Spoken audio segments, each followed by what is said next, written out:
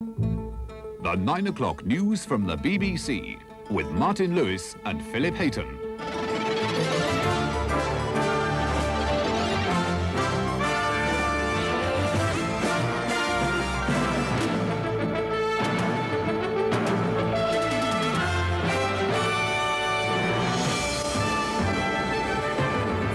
Die as hurricane-force winds sweep southern Britain. Railways and roads are blocked, hundreds of thousands stay off work. The trail of havoc from coast to coast. The missile attack on a US-flagged tanker. How will America respond to what she calls an outrageous act of Iranian aggression? Good evening. Southern Britain is clearing up after the worst night of storms since records began almost 300 years ago. 13 people died in the gales, which took weathermen by surprise and wrecked hundreds of homes. Most of those killed were hit by trees and buildings blown down in the early hours of the morning. A crisis meeting of ministers called by the Home Secretary decided the emergency services were coping magnificently. In London, the wind reached 94 miles an hour, with gusts of up to 110 miles an hour in the Channel Islands. The south coast was worst affected. In Kent, 5 people died, 2 of them seamen in Dover Harbour. 2 firemen died at Highcliffe in Dorset, crushed beneath a falling tree after answering an emergency call. And at Hastings in Sussex, a man was killed by a beach hut being blown along the seafront. Elsewhere, another 5 people died in a storm first predicted last Sunday, but greatly underestimated by the experts. At noon on Wednesday, the weather system in the mid-Atlantic seems innocuous enough. By 6 p.m. that day, it's moving east. Warm air from the Azores is forced upwards, strengthening the depression beneath it. 6 o'clock yesterday morning, 2 separate centres develop. The depression starts to deepen as it enters the Bay of Biscay, but the weathermen still seem unworried. Earlier on today, apparently, a woman rang the BBC and said she heard that there was a hurricane on the way. Well, if you're watching, don't worry, there isn't. But having said that, actually, the weather will become very windy, but most of the strong winds, incidentally, will be down over Spain and across into France. Yesterday lunchtime, the 2 centres begin to merge, making the depression more intense. 6 o'clock last night, the storm gathers strength, forming itself into a spinning top of turbulence. Midnight, the centre of the storm west of the Channel Islands, the weathermen predicting Britain would miss the worst. But the storms wreaked havoc across the country. The emergency services said they had little or no warning. Many roads and rail lines were blocked by fallen trees. Tonight, about 1 million people are still without electricity. The storm is now approaching the Arctic Circle, but it's left behind a trail of destruction. There's not been a storm like this in the South Coast counties for as long as anyone can remember. Certainly the scale of the devastation hasn't been experienced since the Second World War. Houses and blocks of flats had their roofs torn away. People were rescued by firemen from buildings in danger of collapse. 2 firemen were killed answering an emergency call in Dorset when a tree fell on their cab. 2 Sussex policemen were lucky to escape when their patrol car was hit by a falling tree. This pile of flotsam is all that's left of the famous Shanklin pier on the Isle of Wight. It had withstood channel storms for nearly a century, but last night gave up the struggle. It's the end of the pier. The owners say it wasn't insured and nobody could possibly afford to replace it. All along the south coast, there's been wholesale damage to yachts and boatyards. The hurricane-force winds which lashed the capital in the early hours of the morning were the worst ever recorded, up to 107 miles an hour. The West End took a battering. Some department stores had their shop fronts blown out. By dawn, the winds had died down, but the damage remained. Many roads were blocked by fallen trees. Commuters were advised to stay at home. Those who didn't had to find their own way around or through obstacles. The London Fire Brigade was inundated with a record number of emergency calls. In North London, firemen rescued a woman after a chimney collapsed. She fell through every floor of the 3-storey house, but wasn't seriously hurt. Large areas of London and the southeast had power cuts. Overhead, electricity lines were blown down, forcing generating stations to be switched out of the national grid to prevent an overload. The power failures and the fact that so few city workers made it to work meant that there were almost no deals struck on either the stock exchange or the money markets. Most dealers took the opportunity to go for an early and a long lunch. Down in the Thames estuary, a crane was blown onto its side at the port of Sheerness. Troops were called in to help clear up at a devastated caravan site on the south coast. A Sea-Link ferry was blown aground near Folkestone. All 20 members of the crew are safe. There were no passengers on board. And further along the south coast, a graphic example of the power of the storm. A Sussex woodland, flattened by the wind. At the Suffolk port of Felixstowe, the tanker, the Silver Falcon, was torn from its berth in a Force 11 gale, swept out into the harbour after first smashing into a jetty. The docks were evacuated in case of an explosion. Eventually, a tug was able to tow the tanker into Ipswich. At Harwich, the Home Office detention ship, the ferry Earl William, was also out of control in the Stour estuary. Tamil refugees on board had a frightening time as the ship temporarily ran aground before finding a firm anchorage. At Jaywick, 100 caravans were wrecked. Campers were evacuated to a nearby school, damage put at more than £250,000. The camp's amusement arcade reduced to a pile of rubble. On the main roads this morning, drivers weaved their way around fallen trees. A number of lorry drivers were taken to hospital, and a motorist died in an accident at King's Lynn at the height of the gales. On the region's railways, there was total disruption today. It's likely to be 48 hours before the services are fully back to normal. Tonight, the winds, still strong, are slackening, and the clear-up operation is getting into its stride. Already, insurance companies are being contacted by thousands of people wanting to make claims, but it looks as if local councils, rather than the government, will foot the bill for clearing up the debris. Throughout the day, council workmen across the south have been struggling to bring order back to normally peaceful suburban streets. Trees had toppled in all directions, smashing roofs, chimneys and windows. The London Borough of Ealing alone dealt with 600 calls from people whose homes or cars had been struck. The job of clearing up will take time and seriously drain council resources. It's going to take weeks and weeks and weeks to recover from this. It's going to take an enormous amount of effort and an enormous amount of money, and I hope that we can look to the government to support us in this, because the burden on local ratepayers is going to be enormous. The government has yet to commit itself. But for victims of the gales, the immediate worry is who pays.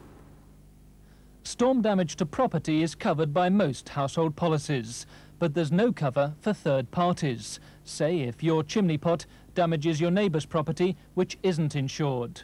And damage to fences and gates is rarely included. Insurance loss adjusters are already dealing with a stream of claims, and they say people can press ahead with repairs before the work gets authorised. If they can get hold of a builder, all well and good. Builders are going to be very busy in the next week or so they should do what they can to protect the roof, sheet it, put polythene bags in the loft, obviously take down anything that's dangerous and hanging. The insurers will stick by them, and they're happy for them to do that. When it comes to the many cars crushed and battered by the gales, the insurance picture looks like this. Storm damage is covered by comprehensive policies, but usually means losing part of a no-claims bonus. There's no compensation with third-party cover. Some estimates put the cost of the gales to the insurance companies and to the country at £100 million. The weather forecasters admit they got it wrong. They'd warned of a depression approaching, but they had no idea of its strength or direction. This morning, people woke up to devastation and forecasts like this one in the Daily Telegraph. It said the weather would have an unsettled autumnal look.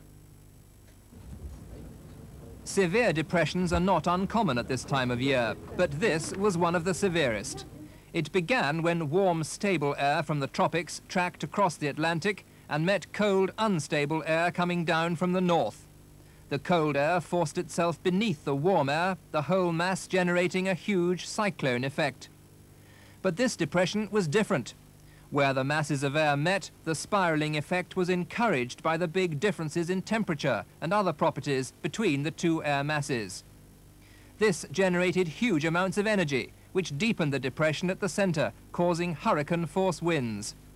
With all this energy being generated, it was not possible to say exactly in which direction it would take itself.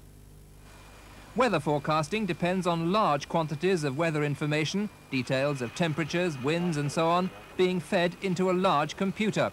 The more information you get and the more powerful the computer, the better is the forecast.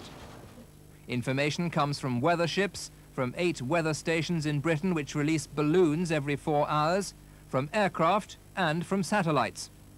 But last night there was simply not enough information for the computer to predict much in advance the extraordinary force of this storm. Really, to have predicted it further ahead in great detail, we'd have needed more information midday yesterday, the midday run of the computer model yesterday, what we call a numerical model, which tries to simulate the atmosphere in terms of equations. That would have needed more information at midday yesterday. It didn't just affect Britain. Portugal's second city, Oporto, also had major floods, and northern France had similar weather. Since the 1950s, exceptional weather events like this seem to have become more common. Some experts believe they signal a long-term change in the climate to longer, colder winters. Over 500 trees were damaged or destroyed. They include this walnut planted by the Queen to mark Kew's bicentenary. Recent heavy rain contributed to the disaster by saturating the ground and loosening the grip of the roots. So when the gale came, the trees toppled like dominoes. Many of us just couldn't believe it, and honestly, tears were in many people's eyes, because it's lifetime's work devastated in just one night. Aluminium sheets have been arriving to cover the gaping holes in the tropical palm house. Here it's a race against time. If temperatures drop below 65, £1 million worth of the world's most exotic plants will die. In the gardens, replanting will begin soon, but it could take 50 years or more to rectify the havoc of last night's gale.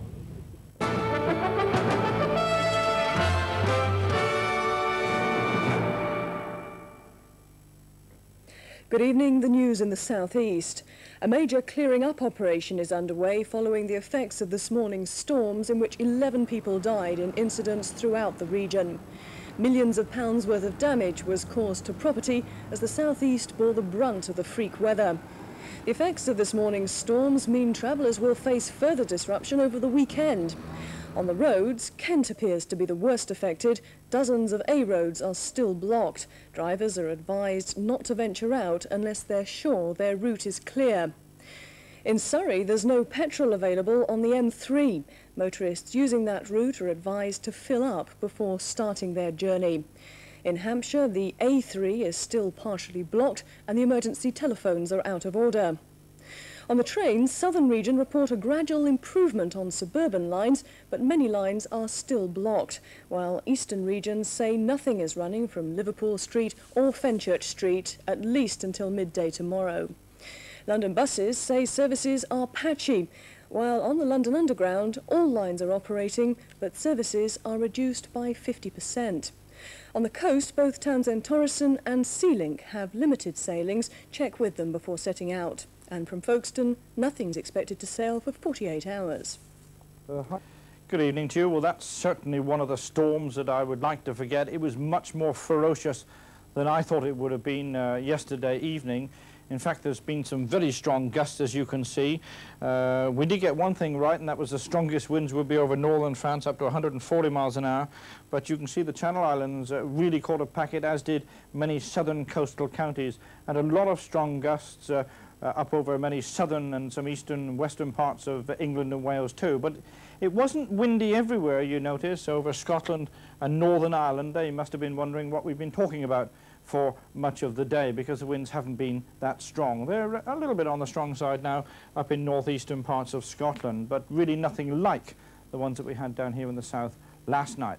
Well, the low responsible has moved on very, very quickly. It's moving well up past Norway now and taking the strong winds away from it. And then we're starting to look down to the southwest for our weather, because it looks as though this low is likely to develop some more fronts and push their way in So this front is likely to bring some more rain into the extreme southwest later on tomorrow, and then it looks as though we're going to get more rain push in, more wet and windy weather in fact, but not as windy as yesterday.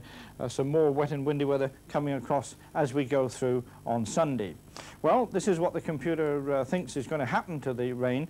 A fair number of showers in the meantime, particularly in the west and down in the south, and then later tomorrow a more organised band of cloud and rain coming into these western areas, and it's this wet and windy weather that's going to come right across the country as we go through Sunday. The winds tonight then, they're still quite breezy around and quite strong just at the moment up in that northeastern part of Scotland, up in Shetland too, but they are dying down all the time now. At the moment we've still got some more persistent rain in the far north of Scotland. That'll gradually be clearing away from much of the mainland, I think, as we go through the night, although as you can see there, I still think we're likely to keep some showers, and one or two fairly heavy showers too. And it's not just in the north of Scotland. I think there will be a fair number of showers on the western side of England and Wales, and particularly in the south as well. Some hail and thunder perhaps mixed in them. The one area I'd pick out which is likely to get least of the showers would be many central and eastern parts of England, probably not too many of them there. Not a cold night by any means, and as you can see, the wind's still fairly fresh in many parts of the country. Now tomorrow morning, quite a bright start in many central and eastern parts with some sunshine. There will be showers from the word go in the west and near the southern coast too, and I think showers developing inland through the afternoon. If you catch one, it could be a heavy one, but many eastern parts perhaps missing them, particularly those sheltered by the Pennines. And then later on tomorrow, rather more persistent cloud and rain eventually coming into those southwestern parts, and that will herald the wet and windy weather across many places, as I've said, as we go through into Sunday. Temperatures tomorrow, very much the same as they have been today, nothing to write home about, up to about 15 Celsius, 59 Fahrenheit at the best, about 11 up in the north, that's 52 Fahrenheit. The winds, you notice, beginning